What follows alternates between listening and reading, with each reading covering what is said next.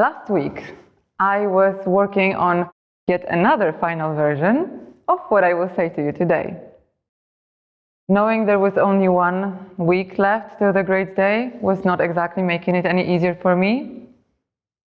I knew exactly where I wanted to take you with my story and why it's important, but somehow it just still sounded so impersonal and not special. When in fact what I want to tell you about is something that truly matters to me. It is about the stories that we create for ourselves and about ourselves, and how limiting they can be for us and for our goals. I admit that evening last week I was procrastinating a little bit. First I cleaned my apartment.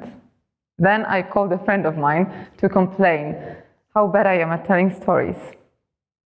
And the friend that I called gave me a really good advice. And I will share it with you, but only at the end. So you need to stay with me if you want to find out. And now to start with, I want you to think about your own experience and ask yourself if you ever thought these things. I can't do this. It's too difficult. I don't see any effects. It's not working. Maybe I just don't have it in me. If your answer to any of those is yes, then most likely you're a human being who's been in a difficult situation before. Because we constantly comment on things to ourselves. But we need to be careful with our inner voice, because if too often it turns out to be unsupportive, then we may just end up being the biggest enemy of our own success. Because these stories that we tell ourselves, they influence what we think, how we motivate ourselves, our self-control, what we do when we fail, and eventually whether we reach our goals. Carol Dweck, who is a psychologist and professor well known in her research on mindsets, has shed some new light on how our own perceptions of ourselves influence our lives and motivation. And according to her, there is in particular one assumption that can shape our experience, and especially how we approach learning and challenging situations. This assumption is about what we think of our own intelligence and basic talents. On the one hand, we have a fixed mindset. And the fixed mindset is when we believe that our talents, traits, intelligence, creativity is given to us at birth. Its level is fixed and stable. You are either smart or creative or not. You can be gifted in the arts or sports or not. And there's basically not much you can do about it. You can work hard and even achieve some success, but you will never be the best. Here it's talent that we value. Let's face it, hard work is just not so sexy. But on the other hand, we have a growth mindset. And the growth mindset is where we believe that our intelligence and talent that we are born with is just a starting point. And we need to grow and develop through effort and hard work. It's not about everyone being able to become just anything, but it's simply saying that you will never know what your true potential is until you work hard to stimulate it. I have always been a firm believer in the growth mindset. I'm a psychologist and a trainer, and my work depends on believing in people's ability to change and grow in different areas of life. So the moment when I realized how much my own life is driven by the fixed mindset hit me hard. A couple of years ago, I started learning kitesurfing. And I'm still learning. Perhaps that is a valid point here. But let me tell you how it all began. So some may say, water sports, kite pulls you on a board, simple as that. But for me, not so easy. Given my experience with sports in general, and especially ones to do with wind and water, I think level hard. And I would like to say it was love at first sight. But even if, it definitely wasn't mutual. And it was kind of a tough love, because apart from all the excitement that I brought in, there was also a lot of fear. Let's face it, despite what some people may say, it is not the safest sport in the world, and all the scars that I carry would support the message. But there was also a different, to me, more dreadful type of fear, and it appeared even before I started learning. It was feeding me thoughts like, what if I will not know how to do this? What if I will make a complete fool of myself and everyone will see? What if I will be the only one who can't do this? And am I not too old to be starting things like that? And after a few hours, I already knew that I sucked even more than I thought. After a couple of days, I still struggled, and the idea to coordinate the kite and the board seemed outside my reach. I had scratches all over my body. I was drinking unthinkable amounts of seawater. I think that every cell of my body was exhaling salt. Nothing about it was pleasant. But that's okay, it's a process of learning, and this is something that I was prepared for. But what was worse was that I felt like I wasn't getting anywhere with it. And that it was my fault, something inside me, because who doesn't understand the wind and the directions and constantly confuses push with pull? Looking at people around me, experienced kite surfers, but also people who were starting just with me, who were making it look like so much fun. It was making me feel even more stressed. And my inner voice was there with me all the time, saying, come on, no way you will be able to do what they do. You better just give it up right now before you make a complete fool of yourself. At some point, I remember getting on water and thinking to myself, okay, that is the last try, because apparently I'm the worst kite student ever. But then when I told one of the instructors that I was considering quitting, she said to me, what are you talking about? What would you expect? You are just learning. The most important thing is that you are making progress. And I saw you today, you were doing fine. Just don't compare yourself to others, because some people may need 6 hours and others need 30. And to me, that was it.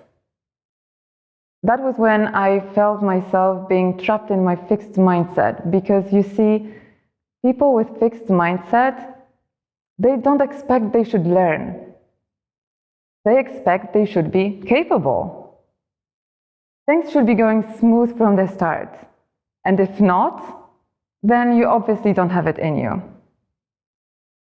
If you don't have it in you, if you're not talented enough, then what's the point in trying? What's wrong with having to put an effort into something is that it proves that you don't have it in you. But let's face it, such determinism kills motivation. It also relieves you from feeling responsible, because if you say to yourself, I'm just not good in it, then it's not your fault. That's who you are, and there's not much you can do about it. Let's also think about the facts. Putting mindsets aside, people generally like to think well of themselves. It's not a nice feeling when we're not happy about ourselves, would you agree? We build the world around ourselves so that we can maintain a positive view of ourselves. From the fixed mindset perspective, every failure means a decrease in self-esteem. Every challenging situation is like putting your identity up for trial. Will I prove to be smart? Will I be likable? At some point, it may just be easier to avoid challenges. It may be easier not to try. But from the growth mindset perspective, that is exactly what failure is. It's about not trying. It's about not growing. It's about perhaps waking up one day and being able to say to yourself that maybe you didn't put enough effort into this thing that was so important to you.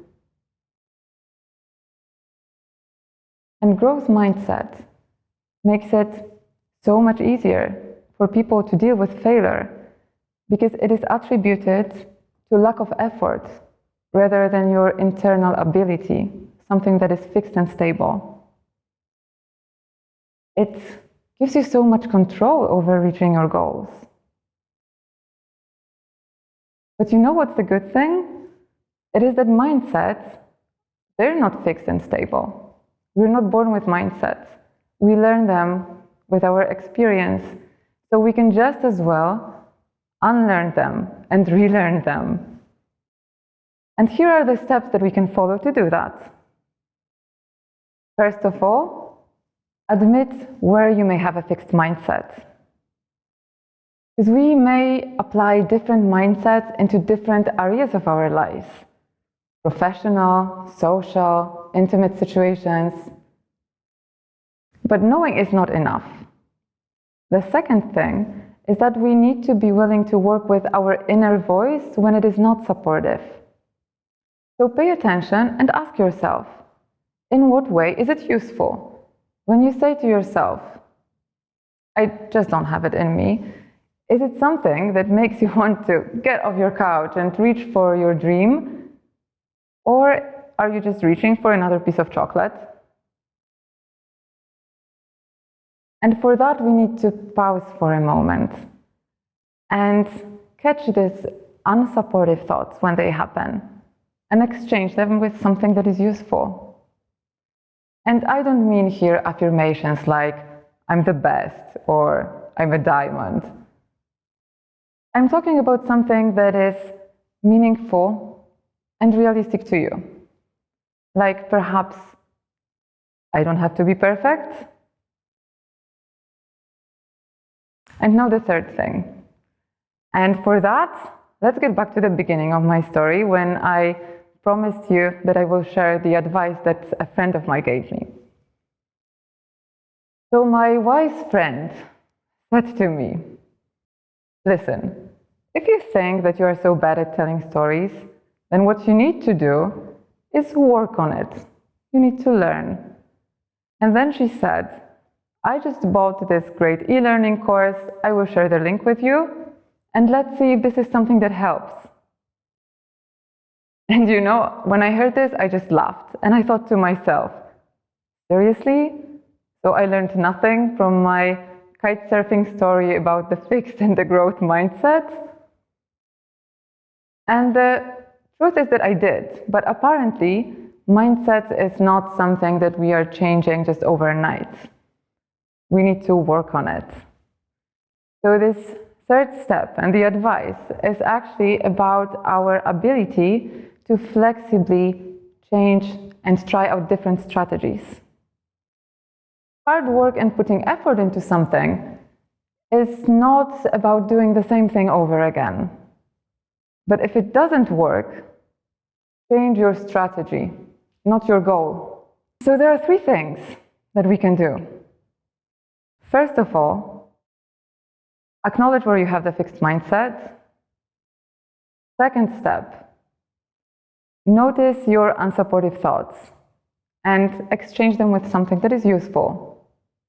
And the third thing, try out different strategies. Because after all, even Einstein's definition of insanity was doing the same thing over again, yet expecting different results. Will you fail along the way? Yes. But the growth mindset teaches us that this is the only way to learn and succeed. And personally, I also think that it helps us lead a happier, more authentic life. Closer to yourself. Thank you.